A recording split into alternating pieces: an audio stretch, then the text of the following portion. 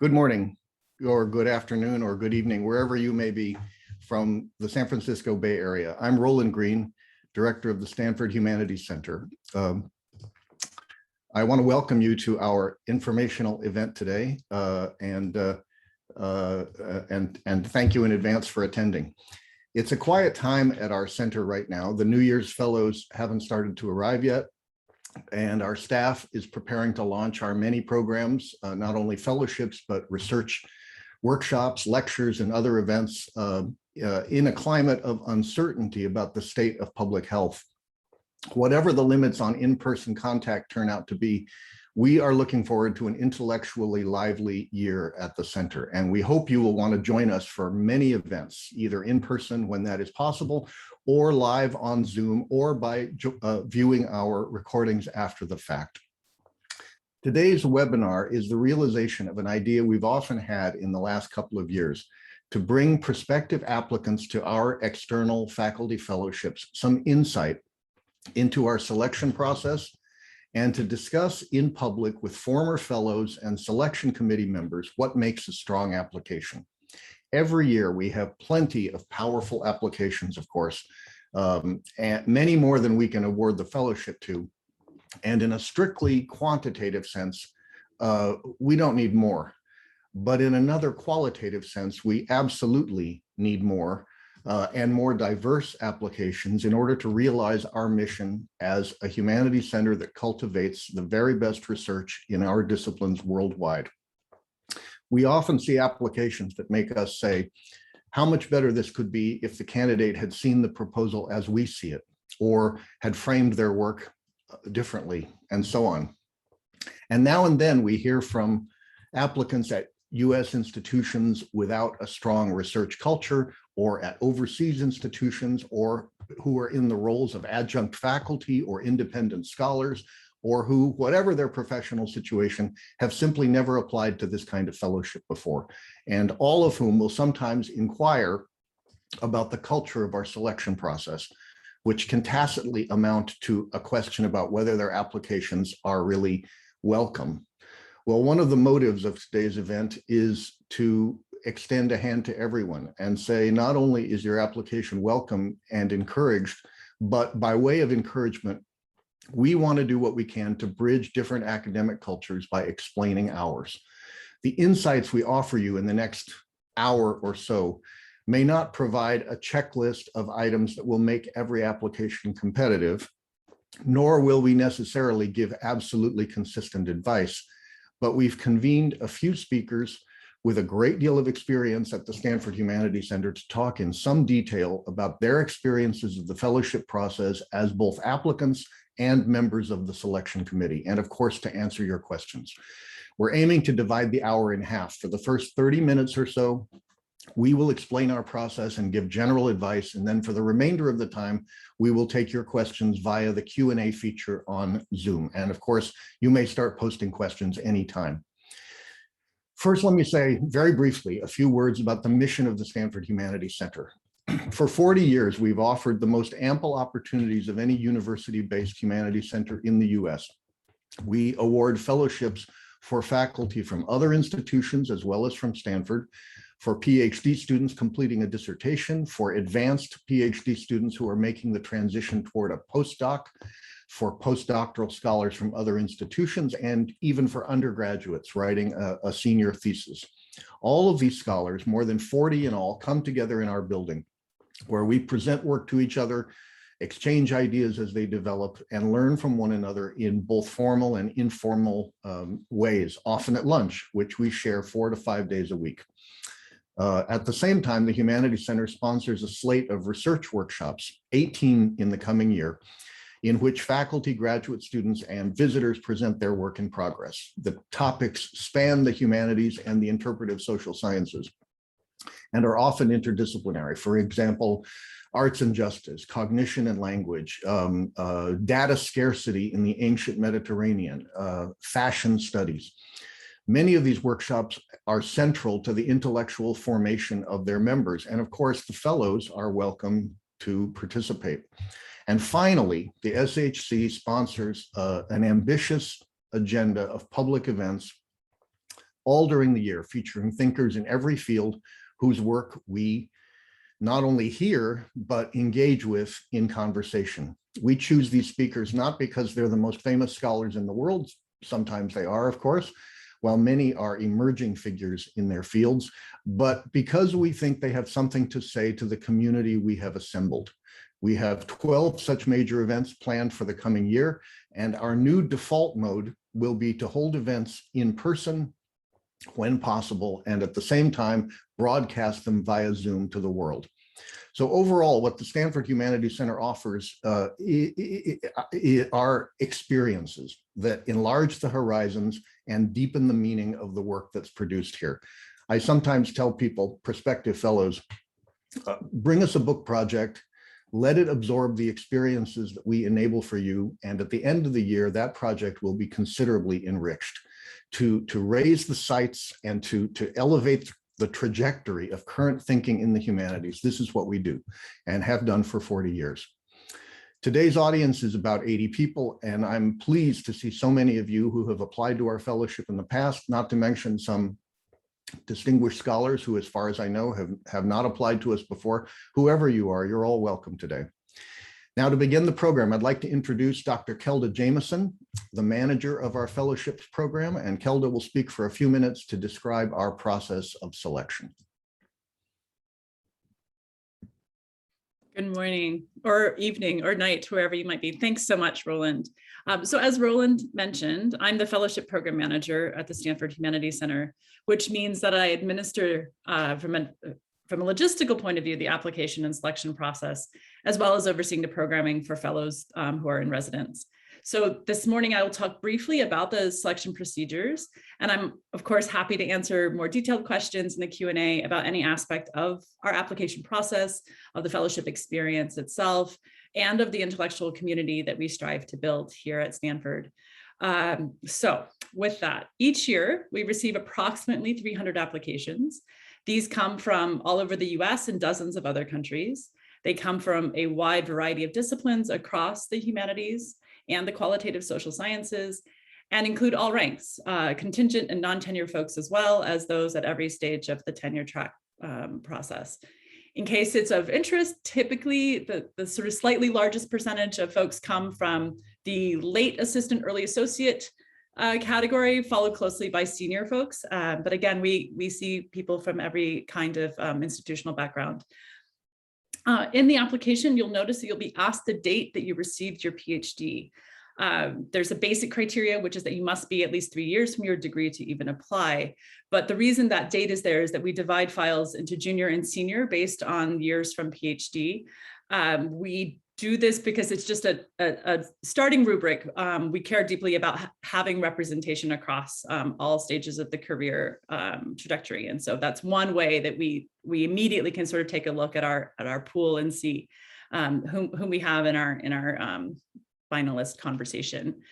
The selection committees that we have are composed of a very, very interdisciplinary group of scholars. They come from diverse backgrounds, intentionally diverse backgrounds, disciplines, and career stages.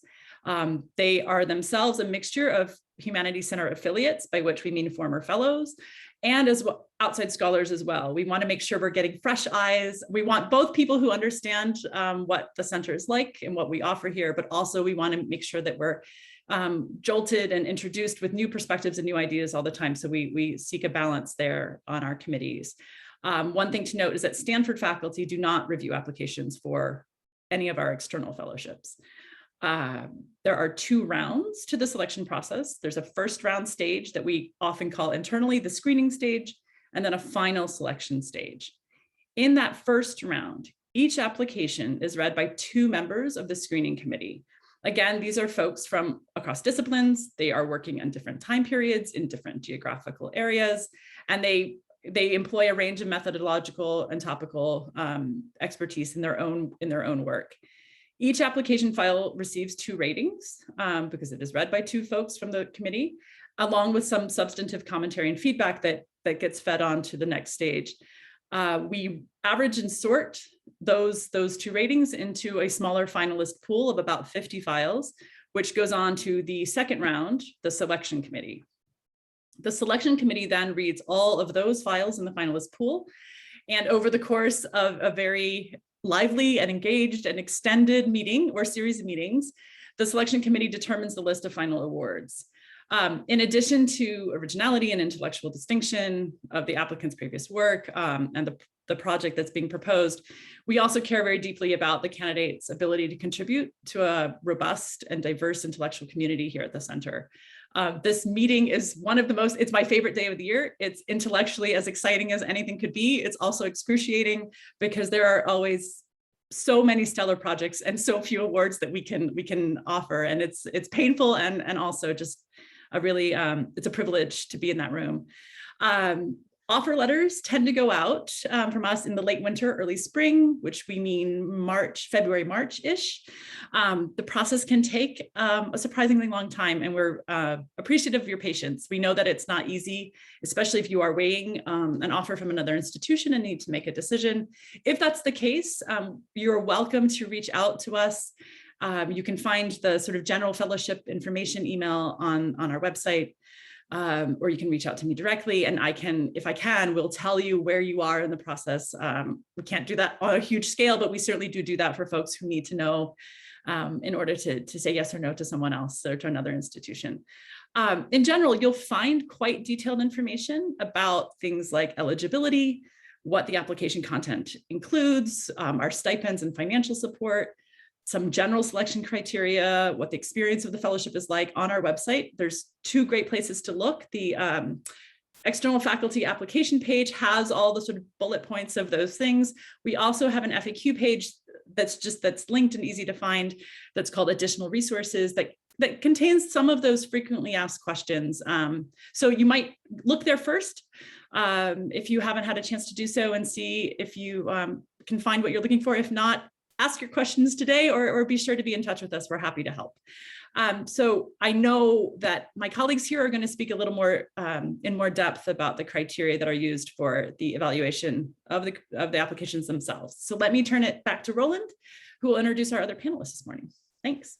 Thank you, Kelda. And there's plenty there that we can develop over the course of the rest of the hour. I'm sure there'll be a lot of questions about how to understand some of these procedures that seem so normal to us that we've been following for so long. So we'll do our best to explain them. Now let me introduce two speakers who are joining us today to offer their insights. They are Nilüfer Hayeri, Professor of Anthropology at Johns Hopkins University, and Kristen Smith, Associate Professor of African and African Diaspora Studies and Anthropology at the University of Texas at Austin. I wasn't kidding when I said we're going to explain our culture to you. We have two anthropologists, and in fact, Kelda's an anthropologist too. This is purely by chance. But Professors Hayeri and Smith have both been fellows at the Stanford Humanities Center, have served on our selection committee, and are currently members of our advisory council. They know our institution extremely well. So Nilüfer and Kristen, thank you very much for making time for this event. Let me invite Nilüfer to say a few words about her perception of what we do here. Thank you very much, Roland. Thank you, Kelda. Hello, everyone. Yes, I'm going to speak both as a former fellow and as someone who has been reading applications. And I thought that what would be useful would be for me to talk about this briefly, to talk about the structure and the content of a proposal, and to say what is necessary in the structure and content. And then, of course, again, like everyone else, I'm happy to answer your questions. So my aim is to address applicants from diverse institutions. You know, there are some institutions where it's, you know, a very everyday matter to apply for proposals. You get supported, people read, and so on. But there are also other institutions which have different expectations of people who teach there. And of course, there are people outside of predominantly English-speaking academic settings for whom proposal writing is a kind of a black box in a way. And what I hope to do is to address some of the potential questions that diverse kinds of applicants might have, And so what I'll do is at this point, I'm going to share my screen and share a slide with you.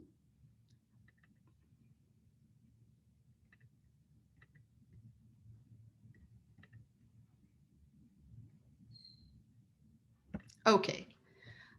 Do you see my slide? Okay, great. So basically what I want to start with is to call your attention to the fact that proposals are really a genre unto themselves.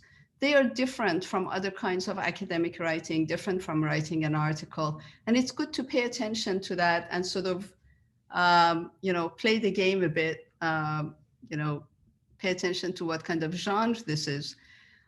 They have a general structure. Of course, as with all structures, you can play with the structure, but what I think is useful is to give you a specific example of a straightforward structure without saying that this is all written in stone. And of course, different people can write in different ways. So a proposal should generally start with a clear statement of the research question, or you could call it the intellectual challenge that you want to address. This first paragraph of proposals is very, very important. So I suggest you spend quite a bit of time honing and editing and having different people read your first paragraph. It is the paragraph that sort of you hope draws the reader into your proposal.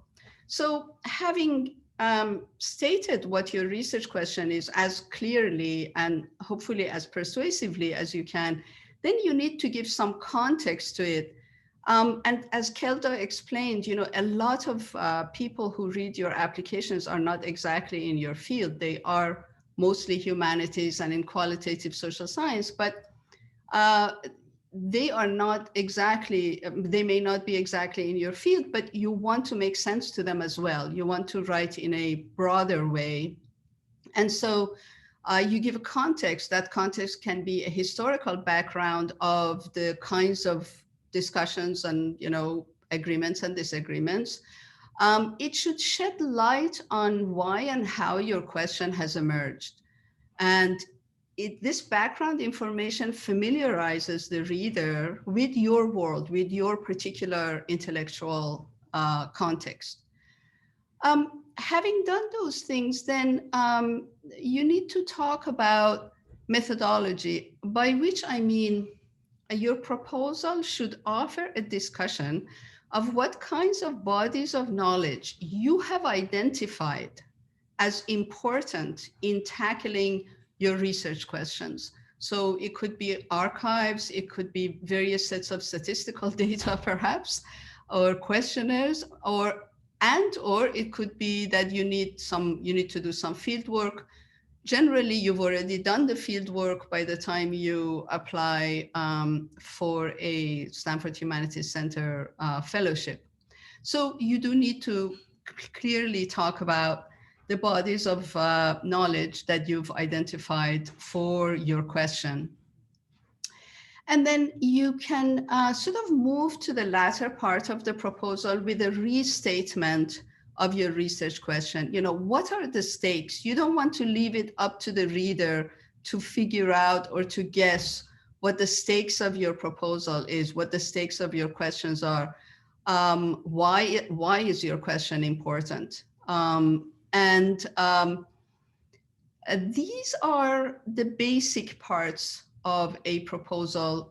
People write in different ways. For example, you may have to explain what you've already done, the kinds of research you have already done, and so on. But these are the main elements that the reader of a proposal expects to see. And let me go to my last slide. So as I just said, proposals should be reader friendly. They should avoid jargon as much as possible. If you have to use jargon, I would suggest that you explain it. Be compelling and avoid generalities, give examples. The metaphor I use is to walk the reader and make her arrive at where you have arrived, which is where your question has sprung up for you. Bring the reader sort of patiently and persuasively to that point. Okay, well, that's basically all I have to say in terms of the basics of a proposal. Thank you. Wonderful, Nilüfer. Thank you. Now, Kristen, please. So hello, everyone. Good morning to those in California. Good afternoon to those that may be elsewhere. I'm just going to make a couple of brief points because I know that we want to get on to the questions and answers, and that's really why everyone is here. But I think there's a number of things that can be intimidating about this process, and I want to demystify some of that. Because the beautiful thing about the Stanford Humanities Center is that it is multi-generational, meaning there are very, very junior scholars all the way up to very, very senior scholars. And particularly for the junior scholars, I think some of the things that I want to highlight are things that I hope that will help push past the intimidation of applying to the Stanford Humanities Center, which is half the battle. So I think the first thing I want to encourage you all to do is to apply. Because I think that, I always share with my students and colleagues that at least 75% of the battle is actually turning in the application. And so I think that, we can't be intimidated. And sometimes we talk ourselves out of applying because our voices in our head tell us that we're not going to be successful. And I really want us to encourage you to not think that way. The second thing that I want to think or point out or highlight is that it's really important for you to translate your project outside of your circles. And I think about that because in my case, my work that I was working on at the time, I was a dissertation fellow at the Stanford Humanities Center. And at the time I was working on theater. And it seemed very, very small and narrow. But I believe that one of the things that made my application successful was because I explained in my application why this very small context in this city that was out of the way for many people has relevance to the world. And so no matter what your topic, I think that it's very important to remember how is the very specific thing that you are talking about, why is it that people who have nothing to do with that topic should care about that topic? What is it about your work that reveals something beyond the simple relationships to the actual the situation or the field or the subject matter that you're working with, right? And so in my case, it was, why should we care about street theater in Brazil?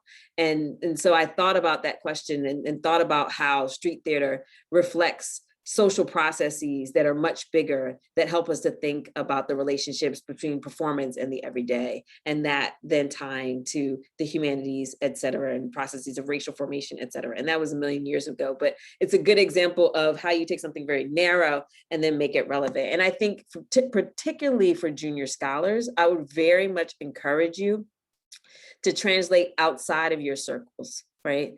I think that oftentimes, all of us know that we should get our work read before we turn it in, but we often rely on the same old circles to read that work. And I think that you have to remember that when you're applying for this fellowship, most of us are applying outside of our immediate disciplines. Most of the people who will be reviewing your application are people who may not know anything about what you're doing. And so try to find people in your orbit that are outside of your immediate circles in order to give you feedback and help you to understand that it translates well. I think the other thing that's two things, apply and then translate beyond your circles. The third point is to tie your work to the humanities.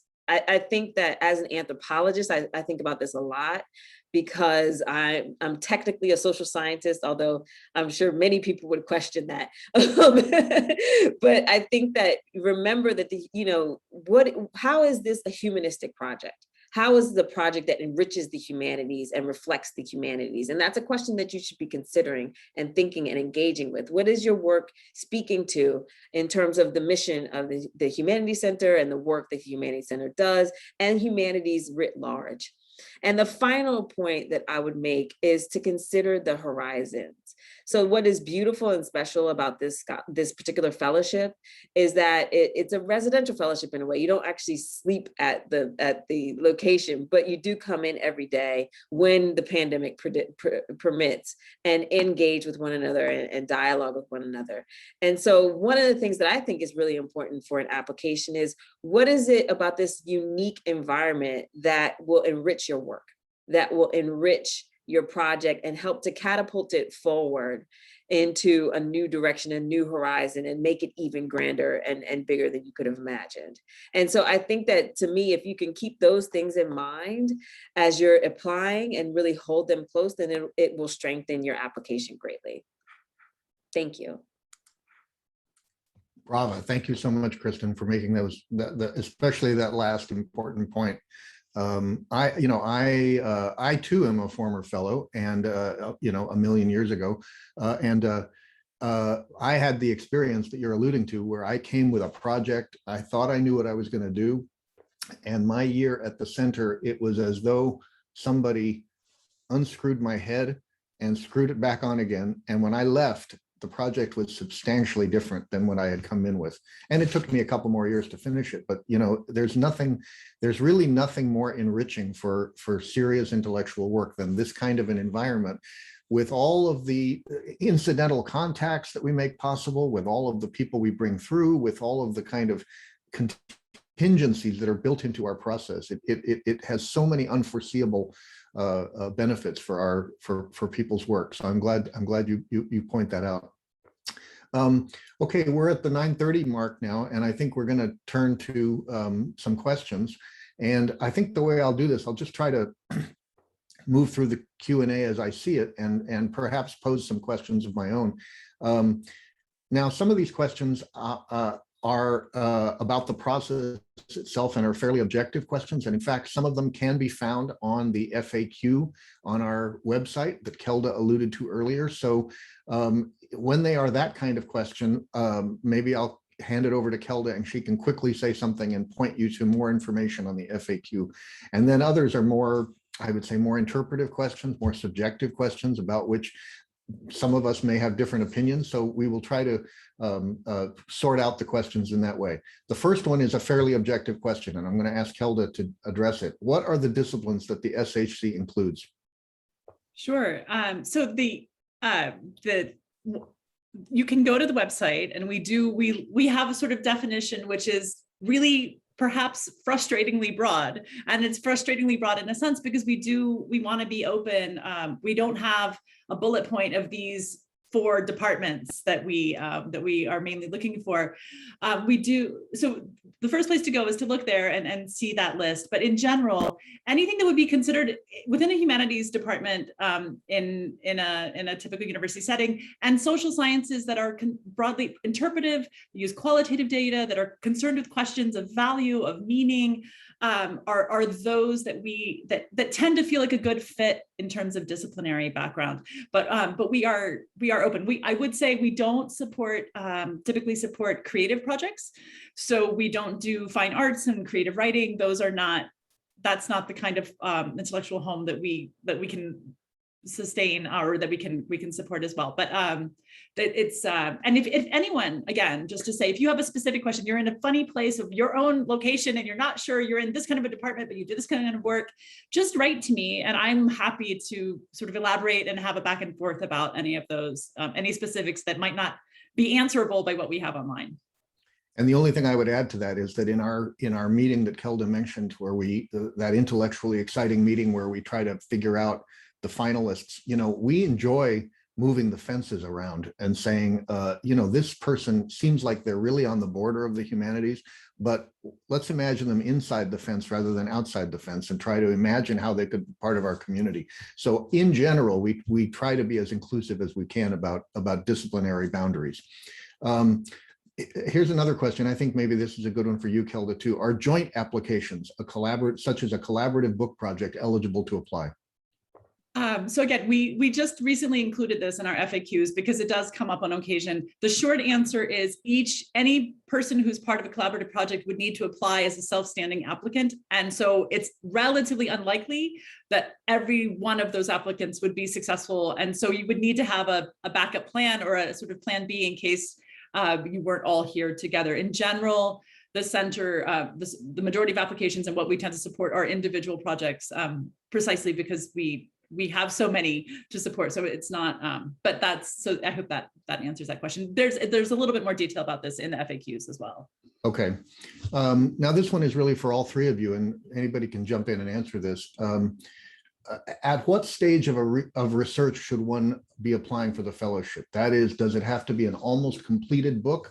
Can one apply with, can you apply with working on a single paper with the main idea of the book project? Several people ask versions of this question. What is the optimal point of a book project at which you would recommend applying, and so on. So let me invite any of you. Maybe Kristen, what do you think? I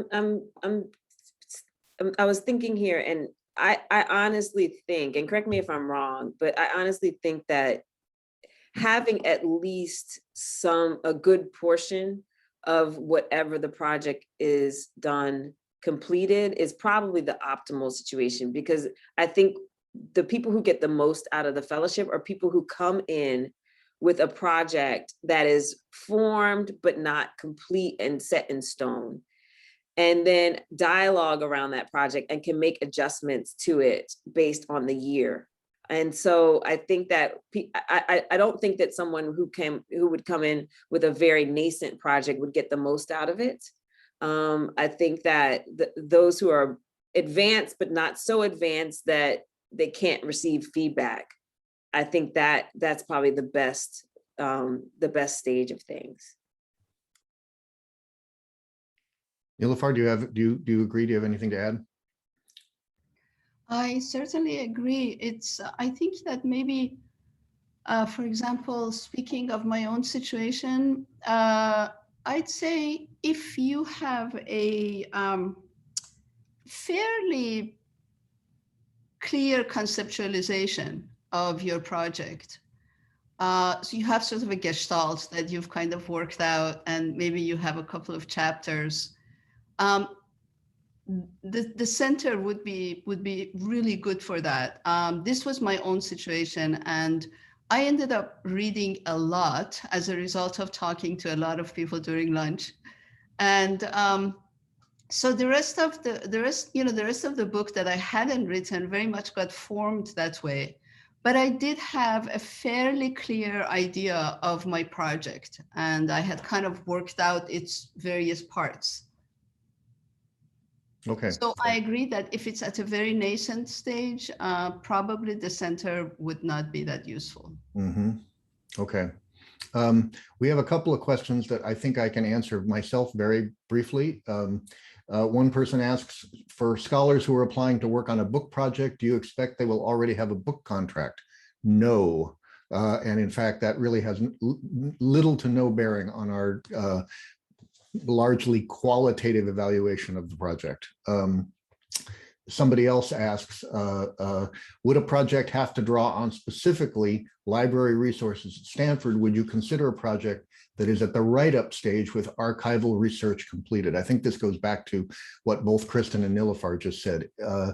Research completed, great. Still open to kind of intellectual development and ferment in our environment? Yes. You know, if it's at the write-up stage where you are not entertaining new thoughts about the project, then probably it's not the right environment. So it's a good idea to try to apply for us at that sweet spot when you are, which may be several years long, of course, as we all know, when you are well into the project, but you're still open, receptive to new kinds of ideas.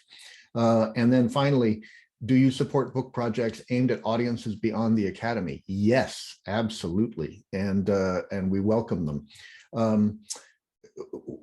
Here's a more a question that requires a little bit more interpretation. One of the recommendations was that we should include a discussion of what is unique in this environment that will enrich our work. The problem is, how do we know what the environment is like?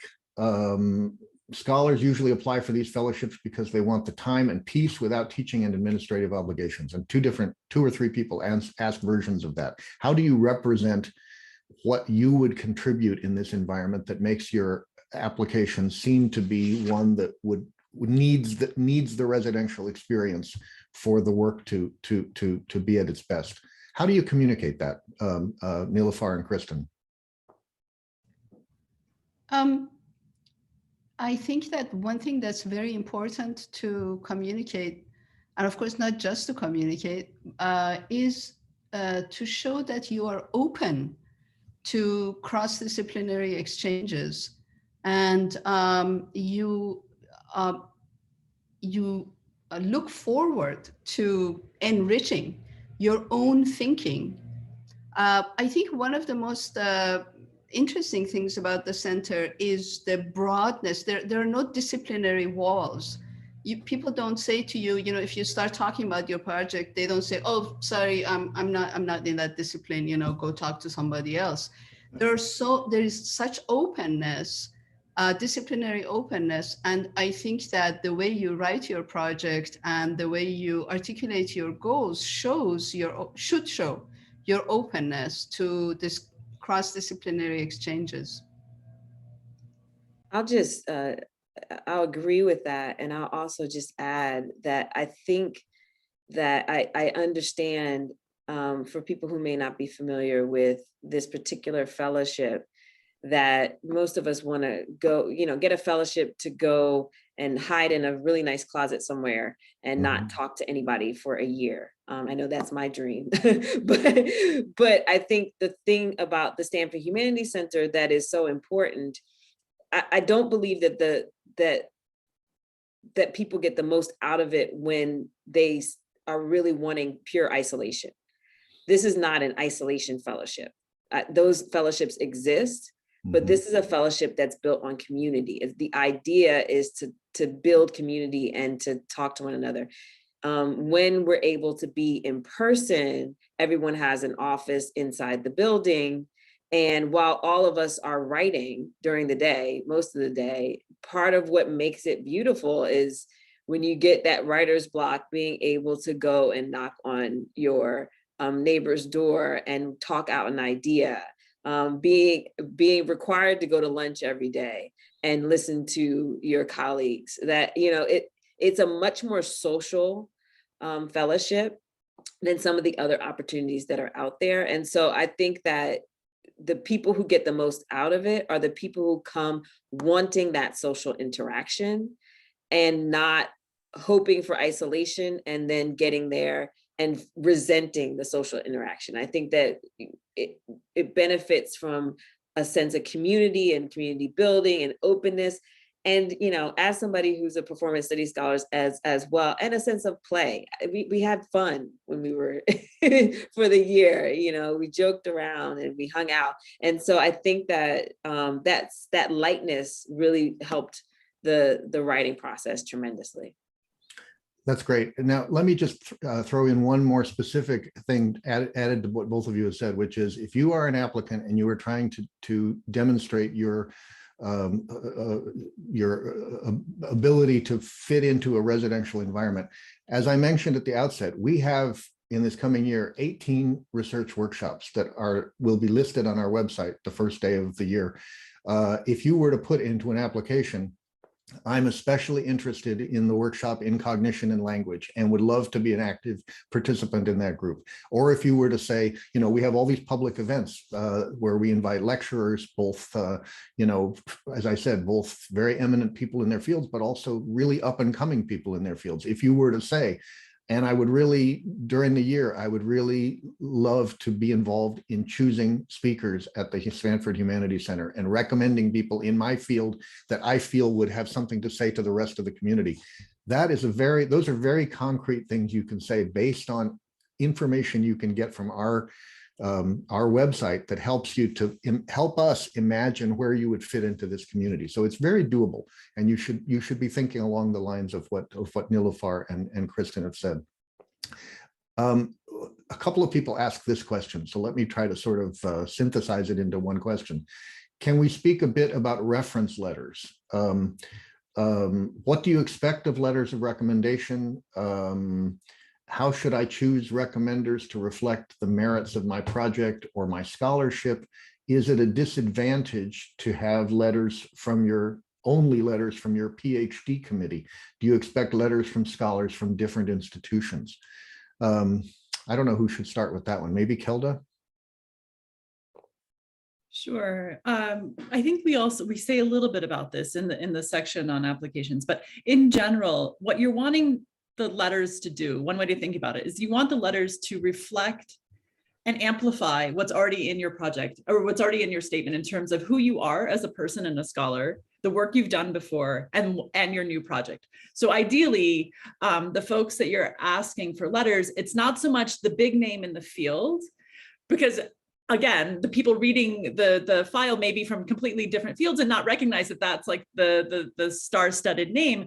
It's people who can really speak with that kind of animated generosity and enthusiasm and like insight into your project and into you as a scholar, so that when we read your project and then we read the letters, we see a consonance between them, we see how they amplify each other, and we kind of can get fleshed out in those letters without word limits, things that you didn't have time to space to say in your own letter. So I would seek out myself people who know my project well, people who know me well and can speak to this much more than just the big name in the field or at the big institution or the fancy place.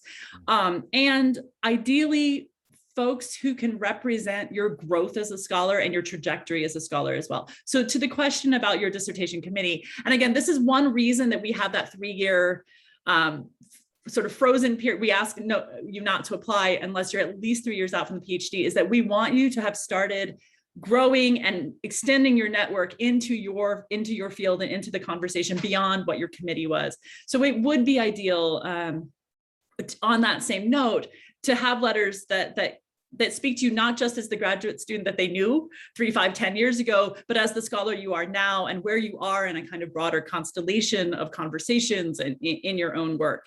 So it's not that it's like, there's not a red box that we ding, oh, there's only 3 letters and they're all from the institution. Frankly, with 300 applications, we're not reading that closely to say, oh, this person went to this place and all 3 other letters are from there. It's a feel of that kind of portrait that is painted of you in your own words and in the words of others about who you are as a person and where you might draw from. So and so feel free in a sense to feel emboldened to be a little creative and to be a little non-conservative in that sense. Like, ask the person who knows you best, but make sure that they can speak to not to all those aspects of your project, but the intellectual and why this is also a great place, back to the questions we were just talking about before. This is also a place where you're fitting into an intellectual community, the kind of person you are, and your desire to engage with others also often comes through strongly in those letters. Like, that's also a place where sometimes we say, oh, wow, you can really tell that all along this person has been a colleague and an interested interlocutor and a curious engager of others. And so that can be part of the conversation when we're down to the nitty-gritty of saying, which one will we do? So those 2 questions kind of inform each other in a sense. I hope that. Yeah, that's great. Thank you.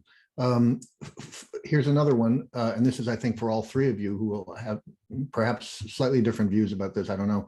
For junior scholars working on first books, what is the preferred relationship between doctoral dissertation and the first book? i.e., do you prefer to see a long-term growth out of the dissertation or a totally new book, or anything in between? Any of you?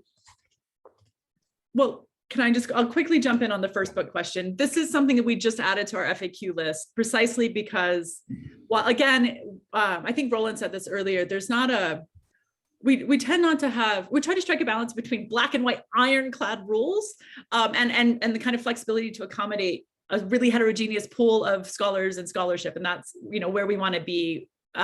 So we tend to find ourselves not supporting the dissertation to book stage of a career, partly because there are fellowships that do that. so it's not so much that it's impossible, but in general, we're looking for that person who has the book behind them and who is moving into the second or the third or project, depending on where they are, and both because then we can see the impact that book has made and the previous work has made if you're in a field that does books. And sometimes we have folks who are coming from fields who are not as book centric, and we do try to be mindful of that. But it's in general, we tend to find ourselves offering awards to folks who are kind of in that second stage. Let me just interject that at our own center, the Mellon Postdoctoral Fellowship supports the transition from dissertation to book. So we have people in the community who are at that stage, but this particular external faculty fellowship, as Kelda says,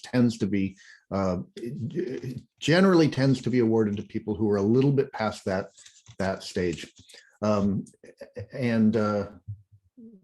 I don't know, Kristen and Nilüfer, do you have anything to add about this? What's the right state? What's the right stage of not so much project, but career that optimizes this fellowship experience? I mean, I think Kelda put it quite well earlier, sort of late assistant professor, early associate professor, just because, I mean, I feel terrible just putting these names like that, but I mean, this is how, things work out in the end. And so one can just be clear about them, So yeah, second project, moving toward the second project. It's also really clear that it's, as Kristen said a moment ago, it's a multi-generational community. So we always have very, very senior people who enhance the community because they are often sort of very distinguished people in their fields. And that's an important part of the mix as well. But I would say that's true, that by and large, the body of people that represent the external faculty fellowships tend to be somewhere in the late early stage of their career or early middle stage of their career or something like that. Yeah, Kristen, was there anything? No, I was going to just echo what you all are saying. It's my sense that everybody that comes onto this fellowship is at a point of transition in some way, shape, or form. From the most junior, which is kind of the internal dissertation fellows, to the most senior, everyone is on the cusp of the next thing. And so I think that, that doesn't really answer. I mean, I think Kelda already answered the question about the dissertation to book, but I think that the people who get the most out of it are people who are embarking on a project that is going to transition them from one point in their career trajectory to another point. And that can look different ways. I don't want to boil it down to promotion and tenure, but it's more about, are you transitioning into a new topic? Are you transitioning?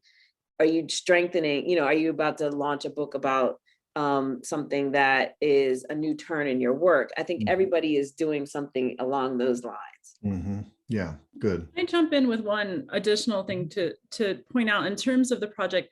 There are folks who are working at teaching heavy institutions or service heavy institutions who the point of this fellowship is to say, I need time to do what I haven't had time to do because of where I am, because what's going on. And we explicitly are open to that. And we want, so if there's an aspect of your publication record or your career trajectory that this is where, when we were back to the previous conversation where we talk about why the center, like why this year, like when you can say this year at this place with chance to not just be alone and sit in my closet, but also to engage in conversation. But the reason I need this in part is because I come from an institution that doesn't support this for all sorts of reasons. And so again, it's less like you have to be working on your second book or you have to have this or you have to have that, but you need to show us, tell us who you are. Tell us what you're working on and tell us why this year at this place will help you do what you need to do and what the humanities needs to hear, which is your work and your contribution to a series of conversations. And so that can be broadly interpreted, but you're the only person who can amplify your own voice in that way. So I would encourage you not to hide it. It's not it's not something it's a place to be really clear. And that includes then the constraints that you may have been under as in your own circumstances. And so that's just, I just want to throw that in there as an important part of the kind of community we want to build and the kind of scholarship we want to support as well. So yeah. And here's a question, could we apply to the center to work on 2 projects? One that is in the revision stage after peer review with a press and one that is in its early stages? Or does the center prefer applications for 1 project? In truth, we have that happens. You know, that happens. I think, again, there's 2 parts. There's 2 ways of looking at this question. I'll let other folks chime in too. There's one from the, what will benefit you the most? Like, at what stage as a person would it be most beneficial for you to be at the center? And then there's a more pragmatic, strategic question of what will make my application look the strongest, and what's most, you know, what is the committee looking for? And your own job and your own time is to toggle between those questions and say, is this the year I need to apply? Should I wait another year? Well, you know, we all know life and factors and family mean that you can't always apply for the perfect year, but there's 2 aspects of that. And part of that is what you need to figure out. And part of it is how you present yourself to us so that we can sense who you are and whether this is the right year or the right stage of the project. And it's not a single answer in any case. Yeah, okay. If I just may add one thing, because I've been a reader of applications, and sometimes this kind of question or similar ones have come up. I think you need to be mindful of the fact that this is an extremely competitive application with very few fellowships, and there are many people who apply. So at some point, it's quite possible for the reader of an application to say, well, this person is just about to publish a book, right? Doesn't really need it for promotion. And there's this other person who, you know, is struggling to get a fellowship to attend to his or her project. So, you know, there is some consideration about, you know, fairness of the distribution of fellowships, also in terms of career needs. And what the person has achieved before. So there's this, I think it inevitably comes up. Yeah. We're in the last few minutes of the webinar, and we don't necessarily have to do a hard stop at 10 o'clock. I can stay a little longer. I don't know if the others can stay, but and I will try to get to some of these other questions. I'm looking at our numbers, and we are, whereas in a typical webinar, the numbers would have dropped by this point, nearly an hour in, we're at the high point of attendance right now. So if you are sitting on a question, now's a good time to put it into the Q&A, and I'll try to get to it. And by the way, any questions that we don't get to in this particular webinar, we will capture the Q&A and take it with us after the event is over. But if your question hasn't been answered, and especially if it's some of you are asking very particular questions about your own unique situation, and any of those questions that you don't have answered during this event, just feel free to write to me. Greene with an E at the end of Greene at stanford.edu, and we will do our best to answer the questions that we didn't get to for the benefit of everybody here today. Okay, so just feel free to reach out to me if we don't get to everything. A couple of people ask about the scope of a project. What is the ideal scope of a project for something like this? Now, this goes back to something I think that I think it was Nilüfer mentioned this in your slide. You know, we all have had experience, well, in all of our fields. First of all, there are always projects that are what I would consider incremental. That is to say, they are building in what could be a modest way on existing work and filling in something that could seem narrow or small, especially to somebody in a different field. But in that field, people recognize that this is important. And they're not right. They're not abolishing a paradigm.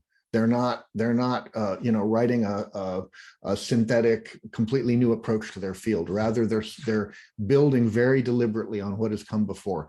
How do you represent that kind of project when you're applying to something like this, where you are speaking to people outside your field? How do we generate in a selection committee the kind of recognition of what the value of that kind of project? Do any of you have any strategies that you would recommend for that, or experience with this, or anything like that?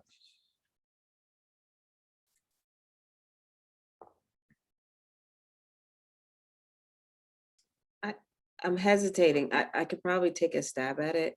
I think that one way to do that is to help the readers understand what conversations you're contributing to. So what are the conversations that are happening, right, in the humanities writ large, and just kind of intellectually in the world that your project speaks back to?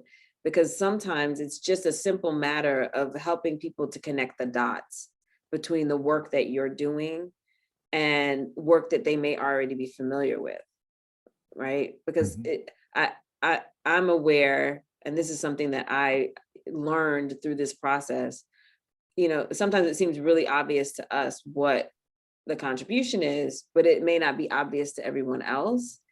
And so one way to do that is to connect it to things that people can recognize and people understand. And so I think that that's one strategy that I find is helpful when you're trying to explain your project or situate your project and contextualize it.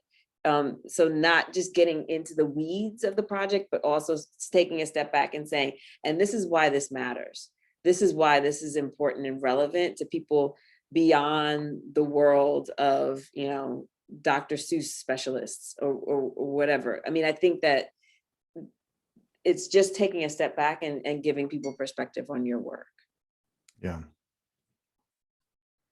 May I add one thing to that echoes, I think, a question that's coming in about sort of the literature review section? Because I think this is, again, a place where you think about context and like, how do you place your work in context? And we do not have the world's most generous word limit for the applications, precisely because we have 300 applications or so each year. And so my sort of suggestion would be to see that contextualizing conversation that Kristen was just talking about as the way to approach how you phrase it, less a literature section, like the proposal will have, here's the question, here's the literature review, here's the historical context, here's the conclusion, and more. I mean, you can do that, and that happens more or less, you know, informally in various ways.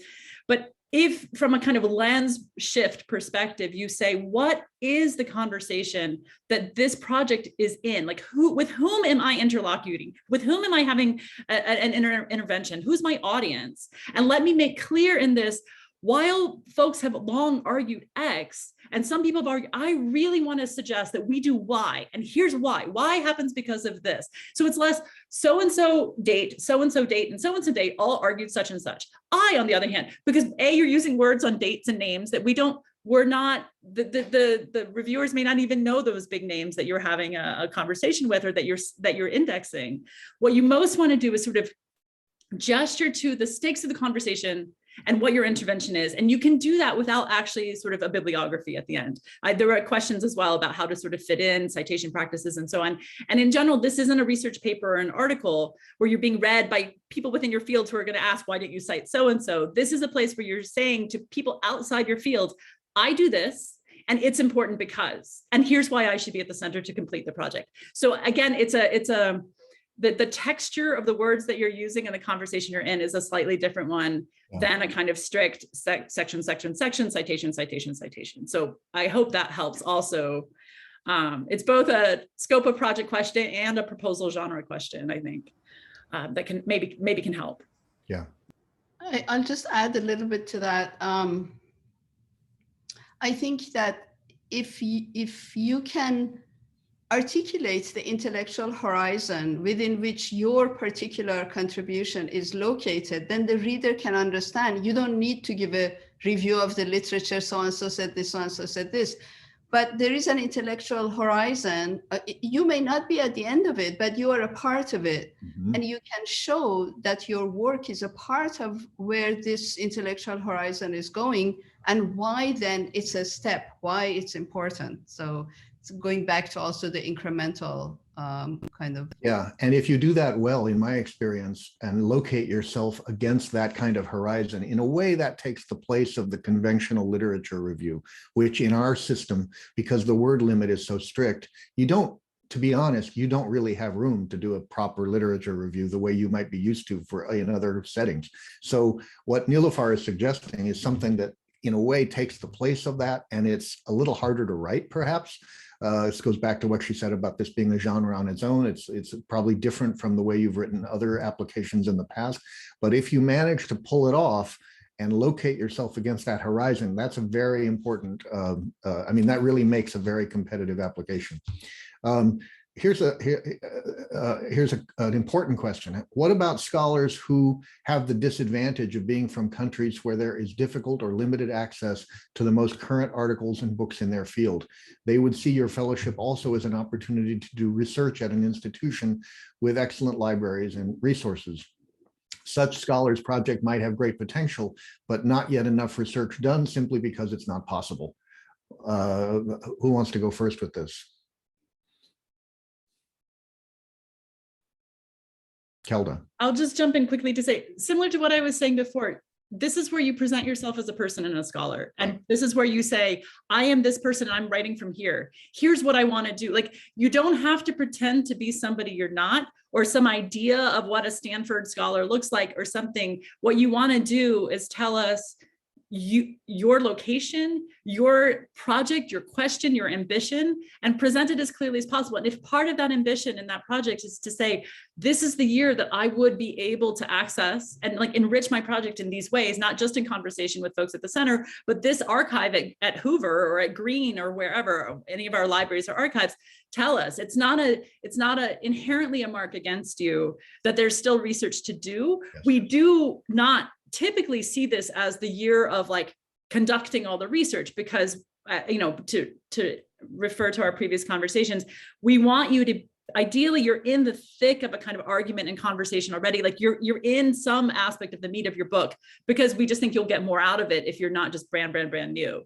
But if your circumstances are such that part of what you need this for is to access things, tell us that as part of the, like, we're open to that. We're not, we want to be an inclusive community in as many aspects of that as we can summon. So tell us, let us know. Mm-hmm. I'll just add a little bit to that. My impression is that the center is open to that possibility. The thing is that the research question that you're asking has to be well thought out and compelling enough. It does happen when we read applications that we are actually quite wowed by questions. There are such fascinating questions people pose. And, at that point, as Kelda said, you don't need to have had all the access to everything that you want. You can persuade the readers. Here's a very important question, but I don't have access to all that I want to have access to. It will be at Stanford. I would like to do that. And I think that the readers would be open to that. But the question has to have, been really well attended to. Yeah. I know we would be very open to something like that if it's presented in a way that is doable and realistic and is argued compellingly, as Nilüfer says. Maybe we'll just have time for a couple more questions and then we'll wrap up. Here's an interesting one, easy one, I think, for Kelda. Can you apply more than once? And is the selection committee the same every year? The answer is yes, you can apply more than once. In fact, most people, I would say a large percentage of any given year's cohort of external fellows had applied. We had a fellow last year who I think had applied, I want to say 10 years in a row. I'm not sure, for a long time. And boy, was she excited to be here. Yeah. She would have been ready. I mean, it's not a readiness question. There's just some point where we have far more deserving projects than we can possibly award. And then it just becomes a math question of how many little slots there are and how many people can come in. And we encourage you to reapply. one reason we're hosting this is because we wanted to give those folks who had applied before a chance to kind of have some insight into the process. But yes, please, it will not be held against you or for you. It's a neutral question. I think we ask it on the application just for the sake of kind of keeping track of how folks are finding us. But there's no pro or con to having applied before, other than you get practiced at the genre, and you're in communication with the referees who are ready to sort of tweak a letter and send it on. In terms of the selection committee, traditionally the selection committee has turned over completely year to year. We are experimenting with the possibility that we may have folks serve 2 years. Some people serve 2-year terms, in part because there's a lot of institutional knowledge that gets lost in terms of the review process when we have brand new people every year. But in general, you should assume, let me put it this way, you can safely assume that there will be fresh eyes reading your application file from year to year. And if that affects how you think of it in any way, that's the safe assumption, particularly at the first stage, the screening stage. We draw anew, and yeah, so that I think that's the safest assumption there. And one of the best reasons to apply more than once is that every year, and I'm not sure how much we've dwelt on this in this hour, but I just want to say it before we're done. Every year we are composing a community, and so your project may fit very well into a community that we're imagining in one year and not so well into the community of another year. That's really different from saying it's the best project or the worst project in the bunch. We could fill our fellowship numbers 10 times over with great projects, but we look to a group as it emerges from the applications, and we say, wouldn't this, and we spend an enormous amount of time having this kind of discussion.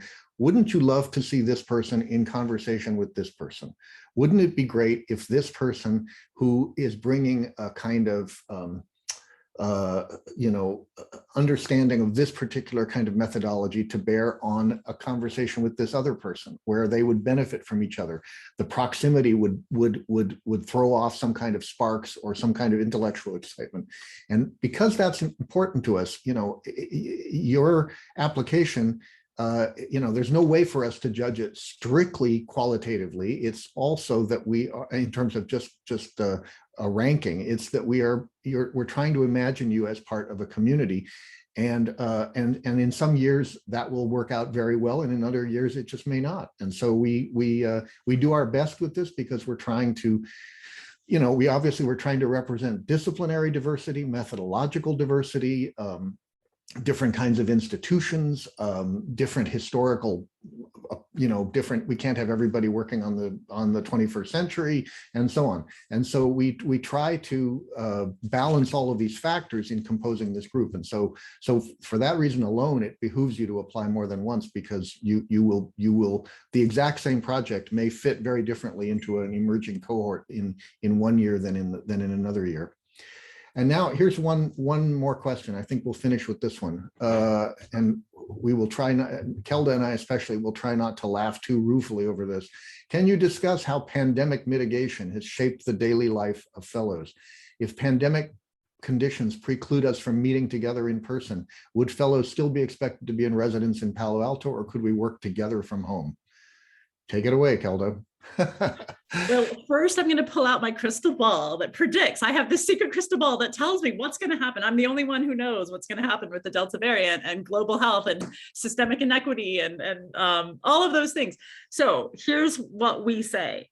Last year, we were we did not require folks to be here. Many of our people came anyway, and we had an amazing year. Largely virtual, some tree walks on campus, some folks found their ways to each other, and we built, I think, a remarkably robust intellectual and social community. And it makes me teary thinking about it, because it was we were all working, we all know what we were working like last year. Let me just interject. Yes. The fellows did have access to their offices in the building. So that center that's behind Roland, those little windows are fellows' offices, and fellows, we were one of the first places on campus we were allowed as a pilot to allow our fellows into the building. We were sort of like guinea pigs to test out what works in terms of COVID protocols. We take safety, COVID safety, very seriously. We take people's intellectual comfort and personal comfort. We're there. I think there's a unanimity in terms of just creating a kind of safe space. That said, so this year we have asked our fellows to expect to be in person. They are coming. We're really excited. We don't know exactly what that's going to look like this year, but it seems that we will be more in person than we were last year. We will have boxed lunches. We will go outside. Folks will find their own ways to meet with in terms and exchange ideas according to what suits them. But our seminars will go on. Our research presentations have gone on all along. And we're just really good at adapting now and figuring things out and listening to feedback and adjusting. And that's what we'll keep doing. Like, that's where we are. So we can't say for sure, but if you apply to this fellowship, you should expect to be in person. You should expect to come, and you should expect to have that be the kind of world that you would be living in. And then we will make modifications accordingly, depending on where we are with this completely, life-changing disease. So I hope that helps. It's a hard question. And on that note, there's a couple questions about moving with families and support for school. And we do address this a little bit, but let me just say quickly, we don't offer additional dependent support in terms of larger stipends, but you will have access to excellent public education for school-age children. If you move here, there's no, like, anyone who lives in any California town has access to public schools, regardless of when you show up. And so that's childcare for the pre-elementary age is expensive and difficult. And I, as the parent of 3 children, am happy to sort of field specific questions about any of that. So just reach out to me as well. So it's not an easy thing, but we do our best to be as kind of supportive as we can of folks from all kinds of family structures. Yeah. And there are a lot more questions about very specific things, citation practices and sort of details of the fellowship. Again, if anyone in the audience has questions that have gone unanswered that you were just burning to have answered, feel free to just write to me or Kelda and just send them to us, and we'll do our best to field them offline. As we wrap this up, I want to really warmly thank Kristen Smith and Nilafar Hayari for joining us today from Austin and Baltimore. This is the first time we've ever done this, and it's an experiment. And we're really grateful for the insight and the experience that the two of you bring to this conversation. So thank you so much for joining us today. Thank you for having us. It was a pleasure. Let me just ask the audience if, we could do this again. Don't hesitate to send me your suggestions about this. What worked, what didn't work? Should there be a more targeted version of this for some specific category of applicant or something like this? And we'd like to do something like this reasonably regularly to stay in touch with our applicant base and to generate the kind of diverse applications that we feel we should have for the benefit of our fellowship program and the benefit of our fellows. So please write to me and let me know what you think. If this has been useful to you, if there's something we should be doing differently about this. We kind of threw it together, but we thought, let's get this done before the deadline and in response to some of the queries that we've had from people in our applicant base. So let's imagine we will do this again at some point and we will all meet again, and please let me hear from you about this. And so as we wrap up, let me invite you to join us as the new academic year is almost upon us. Let me invite you to join us for our first public events of the new year. On September 23rd, the feminist philosopher Kate Mann of Cornell University will speak on what is gaslighting. And on October 19th, the historian Timothy Snyder of Yale will deliver the year's first presidential lecture in the humanities and arts. Both of these events, Mann and Snyder, are online only, and details may be found on our website, shc.stanford.edu. Thank you all to our speakers for joining us. Thank you, Kelda, for your insights. Thank you all for being here, and we'll hope to see you again soon.